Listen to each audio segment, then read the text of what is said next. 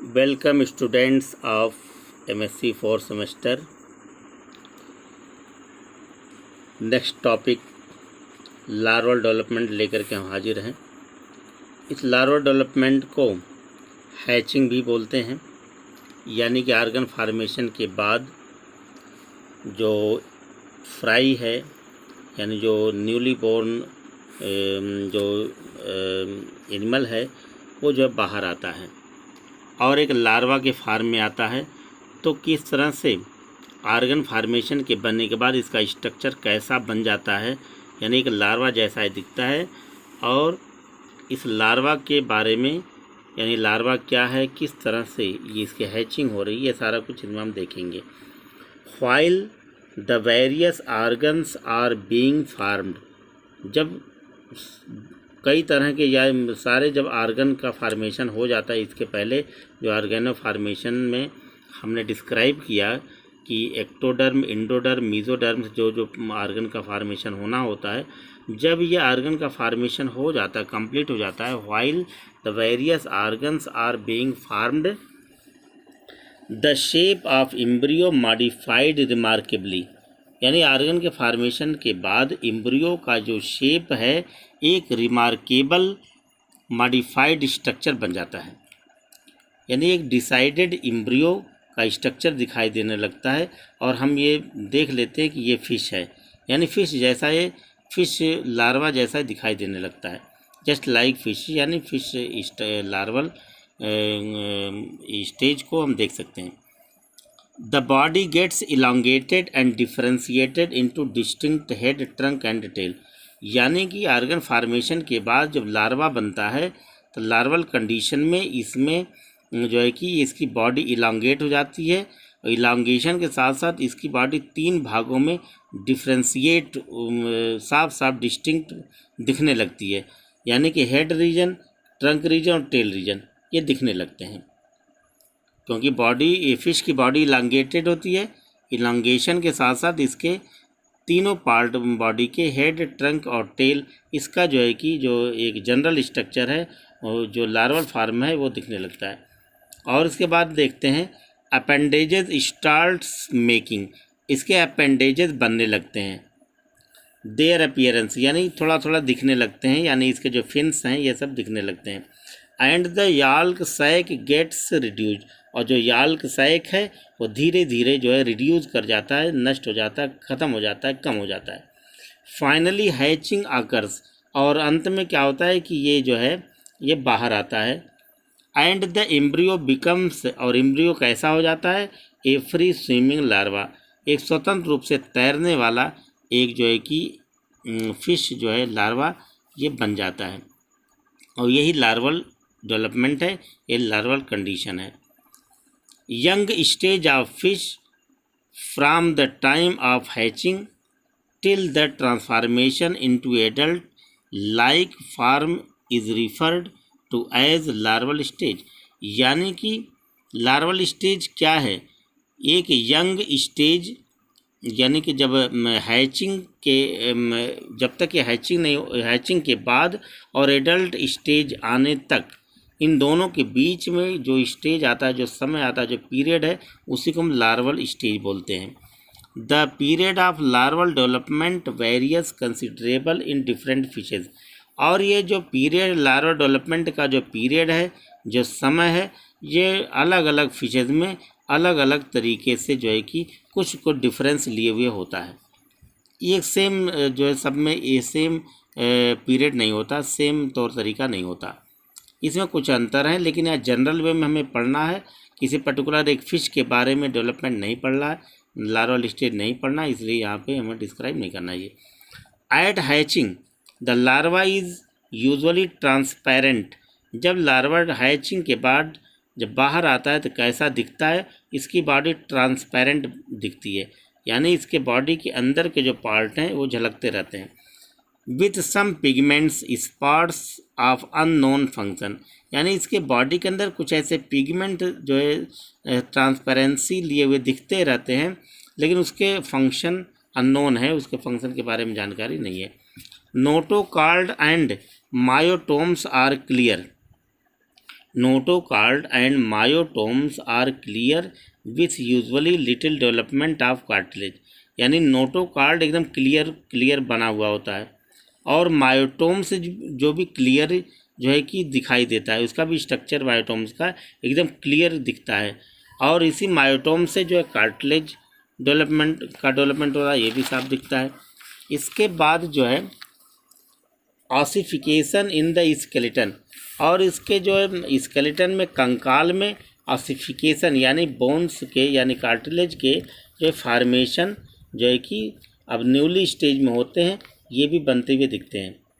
A full complement of fins is rarely present, यानी पूरी तरह से कंप्लीट फिन जो है कि नहीं दिखता अभी तक, बट ये primordial fin fold is well developed, यानी कि लेकिन इसके अलावा एक फिन फोल्ड जो है थोड़ा सा एक सिचुएशन जो है कि वो डेवलप दिखाई देता है, यानी लगता है कि यहाँ से ही एक जो है कि फिन का फॉर्मेशन होना है। द माउथ एंड जाज में नॉट एट हैव अपीयर्ड, अभी तक यहाँ लार्वा कंडीशन तक आते आते माउथ और इसका जा ये जो है कि बहुत क्लियर नहीं दिखते। And the gut is a straight tube, और गट जो है स्ट्रेट स्ट्रक्चर में दिखाई देते हैं। Aldous the heart functions for considerable period before hatching, जबकि अभी तक जो है हार्ट का फंक्शन जो है कि दिया Aldous the heart functions for a consideration period before hatching, यानी हैचिंग के पहले जो है हार्ट फंक्शन जो है कि शुरू हो जाता है। The blood is colourless in the majority of species, इसके लार्वा के ब्लड का जो कलर होता है वो कलरलेस होता है। ज़्यादातर स्पीसीज में, फिश स्पीसीज में ये कलरलेस ही दिखाई देते हैं अब तक।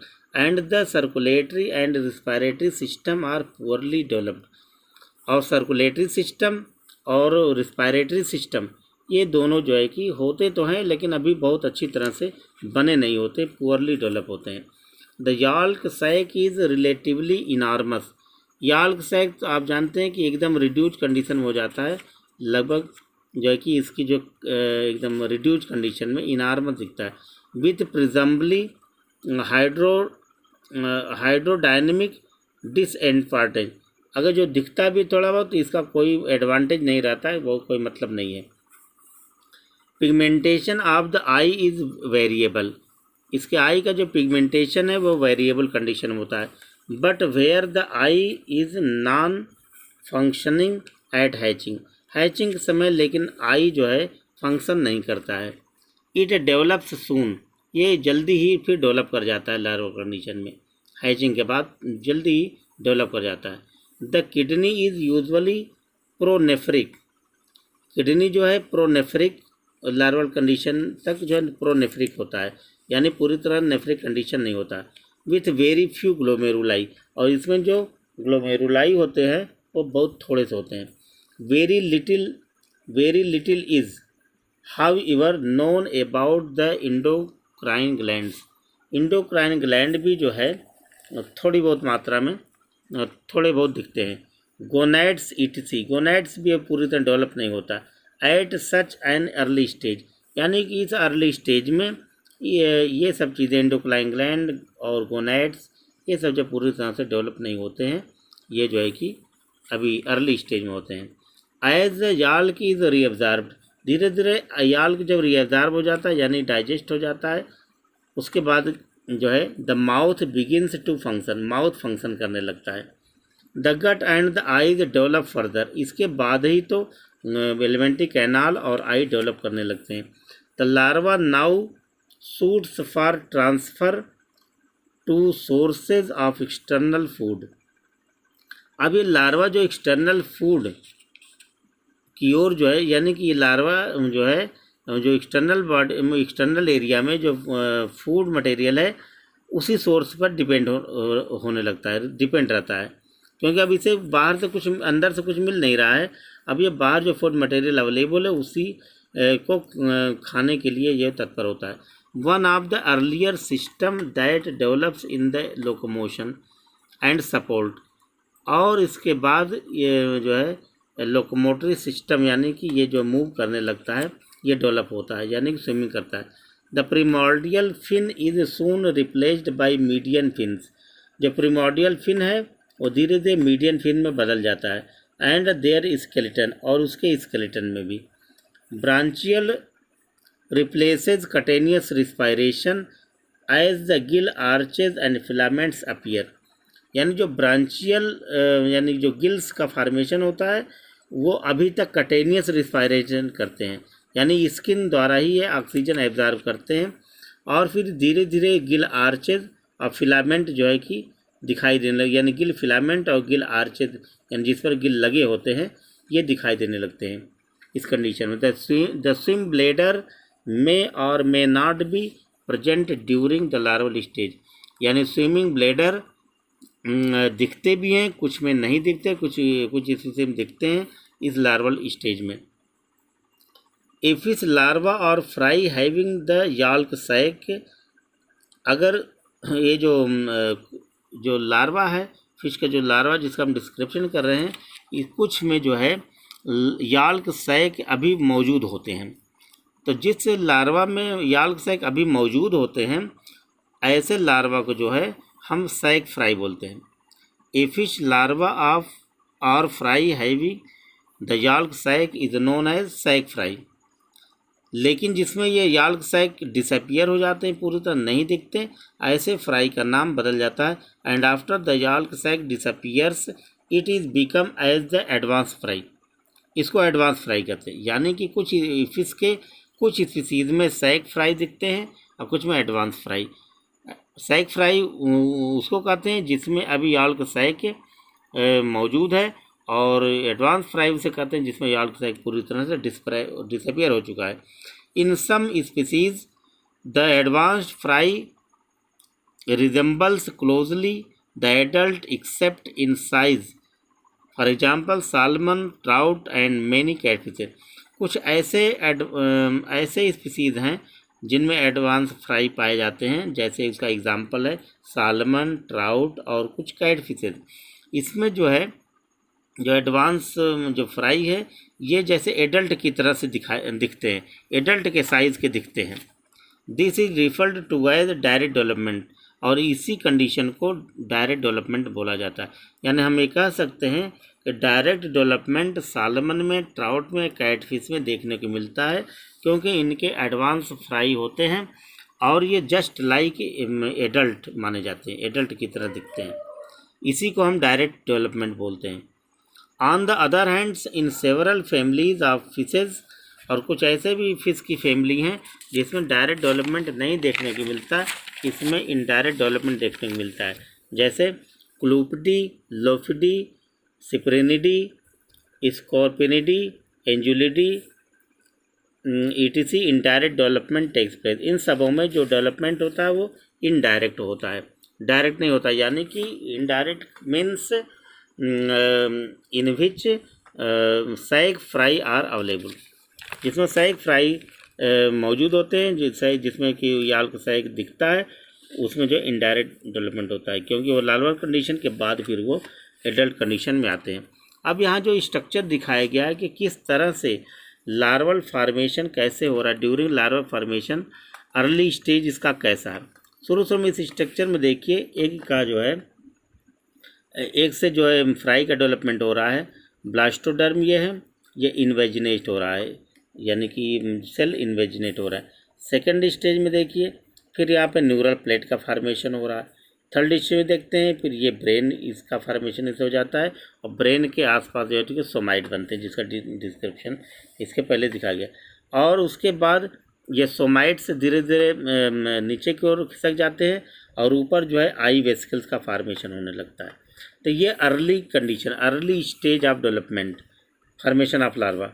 लेकिन इसके बाद का जो है कि सैक फ्राई, जिसमें सैक याल्क सैक मौजूद है, जिनको हम सैक फ्राई कहते हैं, तो उनका फार्मेशन कैसे होता है ये स्ट्रक्चर दिख रहा है। तो आगे देखेंगे in these fishes larvae undergo Metamorphosis. तो जिसमें जो लार्वल फार्मेशन पाया जाता है, तो लार्वा धीरे धीरे मेटामॉर्फोसिस स्टेज में इंटर करता है।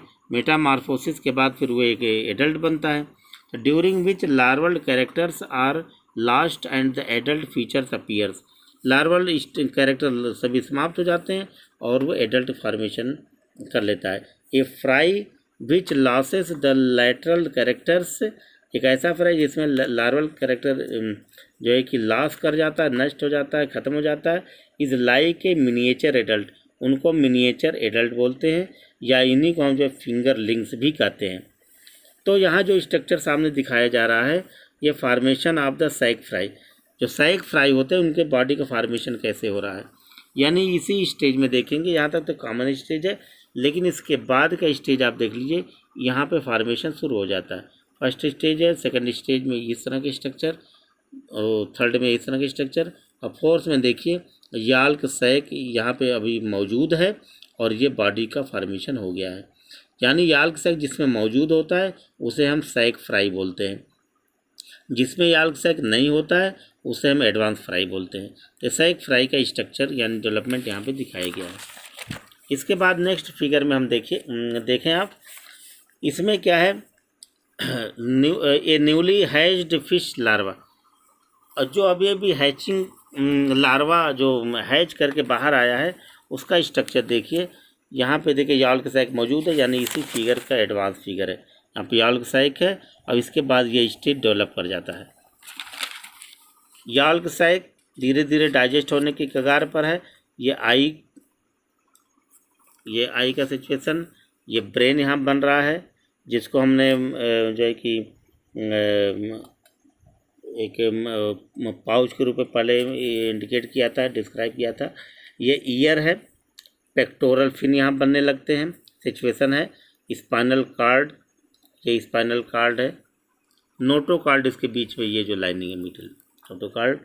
ये इंटेस्टाइन देखिए, स्टोमोडियम से लेकर के प्रोक्टोडियम के बीच में ये इंटेस्टाइन, यानी कि ये गट बनता है और लास्ट में इंटेस्टाइन है और ये एलिमेंट्री कैनाल का गट है। याल्क धीरे धीरे रिड्यूस होने लगता है।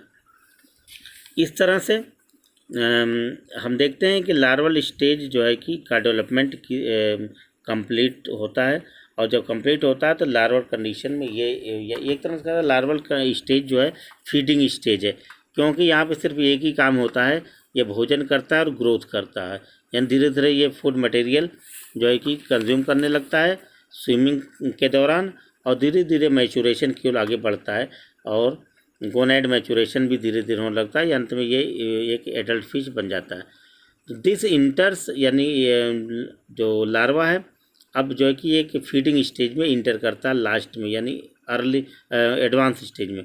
This इंटर्स an active feeding stage, larva जो है फीडिंग स्टेज में इंटर करता है। विच रिजल्ट्स, इसका रिजल्ट क्या होता है, परिणाम क्या होता है अंत में, which results in the growth of the body, इसके बॉडी की ग्रोथ होती चली जाती है। एंड मैचुरेशन ऑफ गोनैड्स, इसके गोनैड्स का, टेस्टिस ओवरी का मैचुरेशन भी होने लगता है। To become an adult fish, और धीरे धीरे एक एडल्ट फिश बन जाता है। The females are usually larger in size, अगर जब ये डेवलप करके मेल या फीमेल फिश बनेंगे तो जो फीमेल फिश होते हैं वो जो है कि उनकी साइज़ बड़ी होती है। मेल की अपेक्षा फीमेल के बॉडी की साइज़ या लार्वल एडल्ट स्टेज की साइज़ जो है वो ज़्यादा होती है। The females are usually larger in size than the males, but the latter attain sexual maturity earlier, लेकिन क्योंकि फीमेल की बॉडी जो है कि मेल से बड़ी होती है, लेकिन बाद में हम देखते हैं इसका सेक्सुअल मैच्योरिटी होती है जो पहले हो जाती है, यानी मेल जो है पहले सेक्सुअल मैच्योरिटी मेल में देखने को मिलता है। इस तरह से हम देखते हैं कि ये लार्वल स्टेजेस इसका कंप्लीट हुआ, और इसके बाद नेक्स्ट वीडियो में लेकर के जब हम आएंगे तो उसमें मेटामॉर्फोसिस सामने होगा, पोस्ट लार्वल डेवलपमेंट। लार्वा बनने के बाद जब लार्वल कंडीशन समाप्त होने लगता है तो लार्वा से एक न्यूली बोर्न लार्वल फिश वो जो है कि डेवलप कर जाता है एडल्ट फिश में। तो इसी को पोस्ट लार्वल डेवलपमेंट कहते हैं या इसी को मेटामॉर्फोसिस कहते हैं।